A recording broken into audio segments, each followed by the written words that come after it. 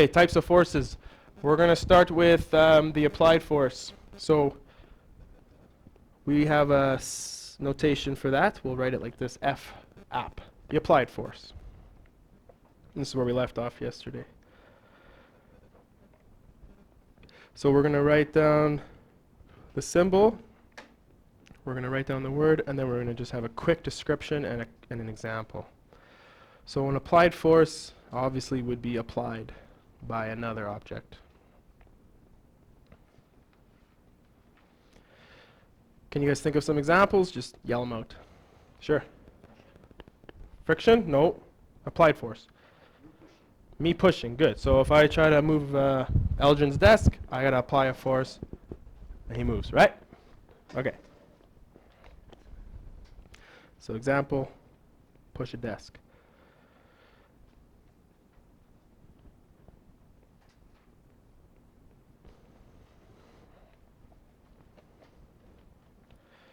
Any questions on that? I think most people are pretty comfortable with that because they're like they can relate to that.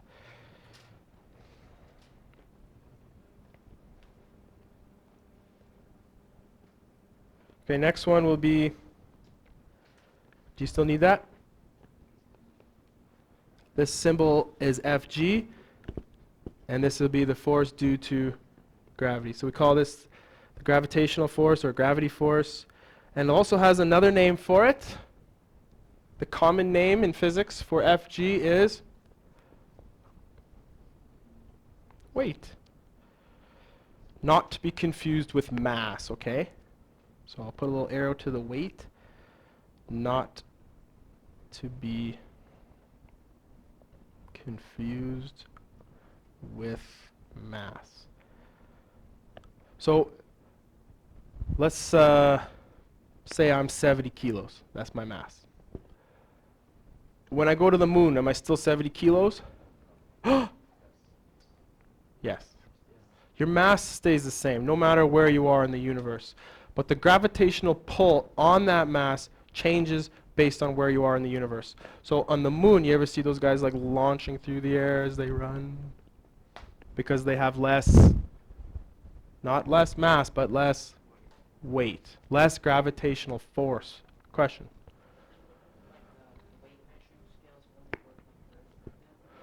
Well, like in everyday language, and you talk about people's weight, but we're not in everyday language, we're in physics language. So in physics, weight is force due to gravity, and mass is in kilos. So when you hop on the scale and people say, what's your weight? That's like everyday language. That's what we can't use that in here. If I say weight, I mean the force due to gravity. Yeah?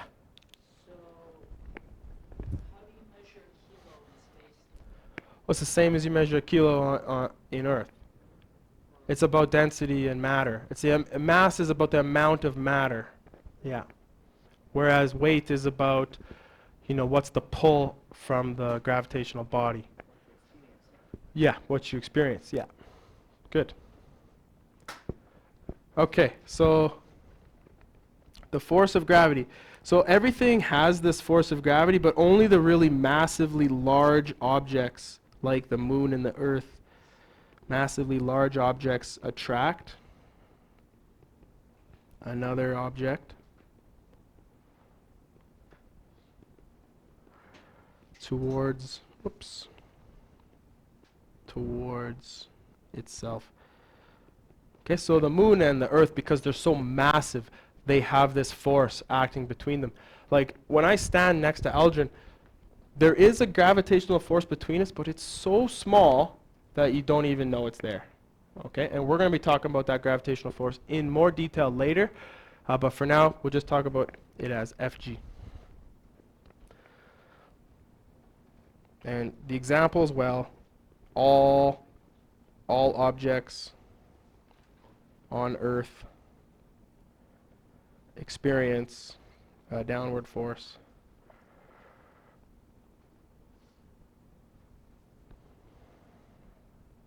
towards the center of the Earth.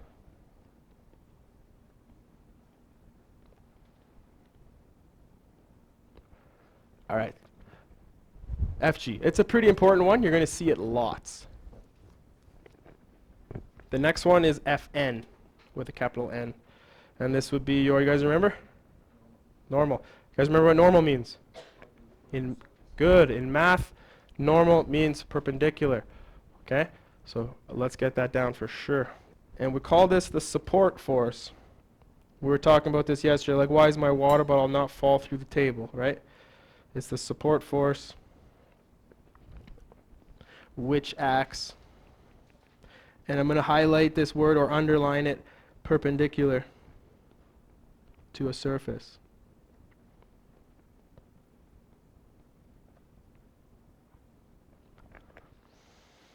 And there's lots of examples. The lean on the wall. The wall pushes back horizontally. You know, the book on the table. We had that in the notes yesterday. The book on the table. Okay, so like I'm thinking like roughly like 7 or 8 more minutes, guys. I don't want to bore you to death. Okay. Okay, the next one is force of friction.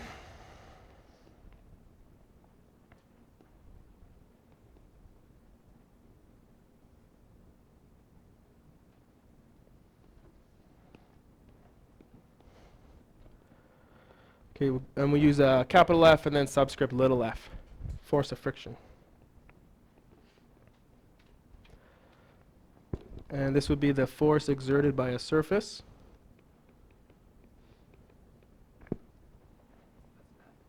Little, like this little f here?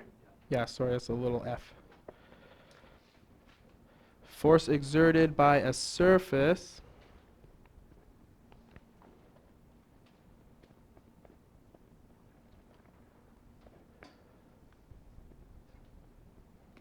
but this one would be parallel. You know how the normal force was perpendicular?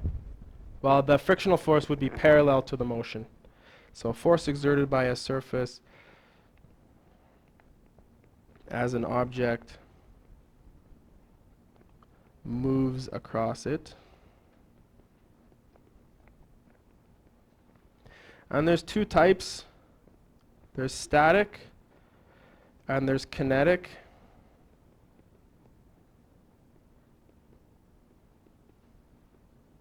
And we'll talk about those later, like what's the difference between the two.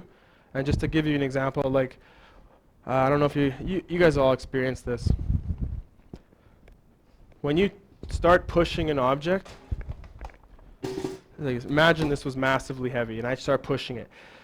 You can almost like, and then once you get it going, it's easier to push. Do you ever notice that? So that's the difference between static and kinetic, like before it's moving and then while it's moving. And it's actually pretty easy to think about it that way. We'll talk about that more later though. We're going to do a friction lab, and it's going to be really helpful to our understanding of forces. We're going to work with friction and do a lab. We'll talk about it then. So the next one is tension, and we actually, in this class, we're not going to do this. We're not going to put that FT like that. I don't know why, but it's just a big capital T for tension. Okay, so this one is tension.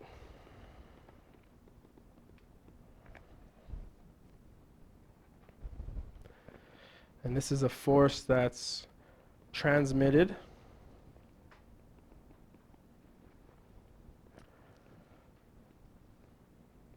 through a string, rope, cable, or a wire when it's pulled tight.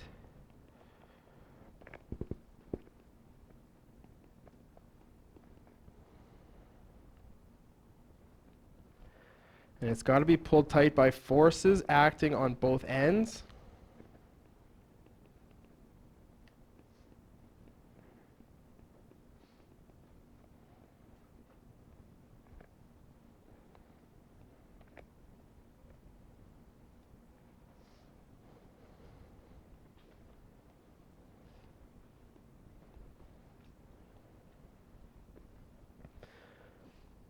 Now for this one, I'm going to draw you a picture.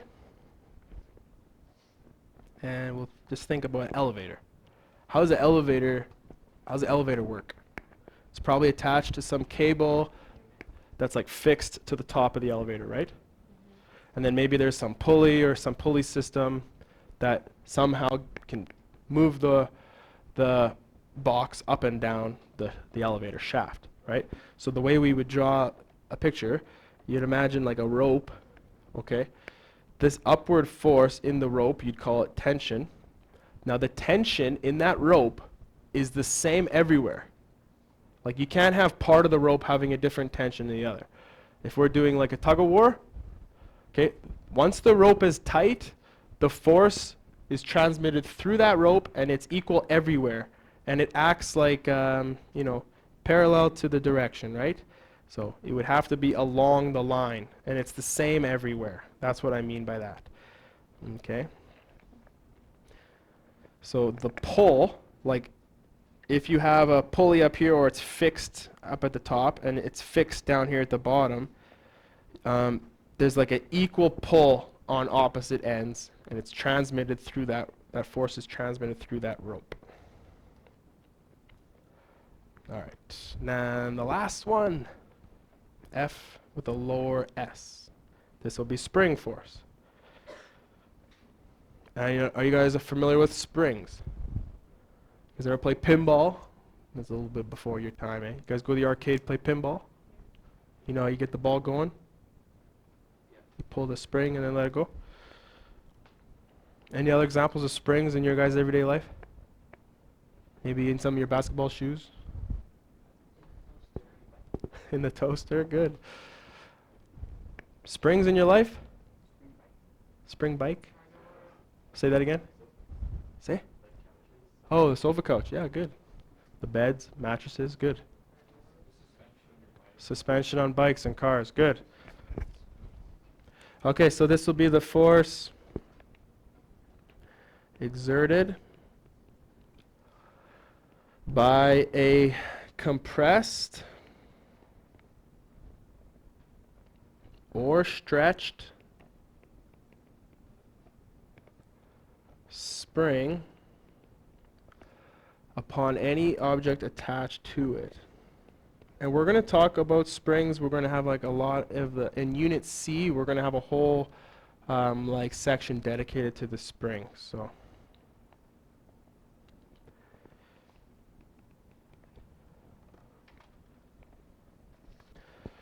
okay, so I'm going to stop there, and then actually we're going to do one more thing, so about 3 more minutes. Okay, so now I'll give you a short little info page on free body diagrams. So often you're going to be given a situation in this unit. It's a force situation, and you're going to be asked to draw a free body diagram. It's going to sort of follow the same sort of rules as you saw with the vector diagrams when we were doing kinematics. So let's put the physics book on the surface. Okay, and right away you can identify 2 forces right off the bat. So obviously all objects on Earth will have what? Gravitational force, which always points down. Okay, now if that book is not accelerating, the forces must be good. But we have to use the proper vocabulary, because I remember Giovanni talking about in the test how like he didn't remember like the uniform, or what was it, magnitude or something. So you gotta learn the vernacular, I guess. So the book is not accelerating. This was stuff from yesterday. Therefore, the forces are, and then you filled in the blank. And the word was balanced. So there must be a balancing force to this force of gravity. What is it? Hamza, don't yell it out. Emmanuel, what's balancing the gravitational force? Which direction? Left, right, or up? You only have 3 options. Up. And up is parallel or perpendicular to the surface? perpendicular, and we call that the, everybody? Normal force. So we can put in the Fn and we can put in the Fg like this. If you look at my arrows, hopefully they're the same length. Do they look the same? Kind of. I probably could have did a better job. Yeah, Fn looks a bit larger, so maybe we'll fix that. Try your best to make those arrows identical, because I'm going to put in green here for these arrows. The relative sizes of the arrows give an indication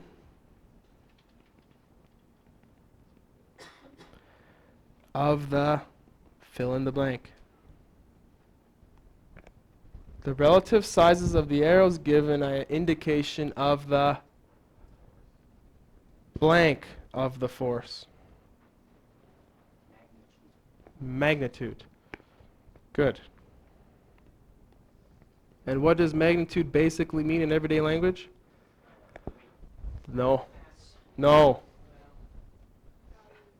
The numerical value is kind of like the size almost. It's like, you know, how much. So vectors are how much and which way. Magnitude, direction. How much and which way. So if I'm going to push this desk, maybe I'm going to pull this desk.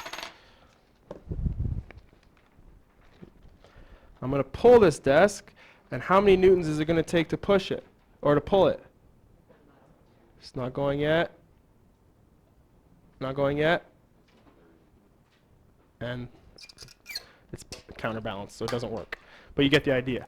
You need a certain amount, which is magnitude. How much and in which way? Which way was I pulling that? Right? So vectors have how much and which way. Okay, so let's imagine that this physics book, okay, is being given an applied force to the right. I'll use black.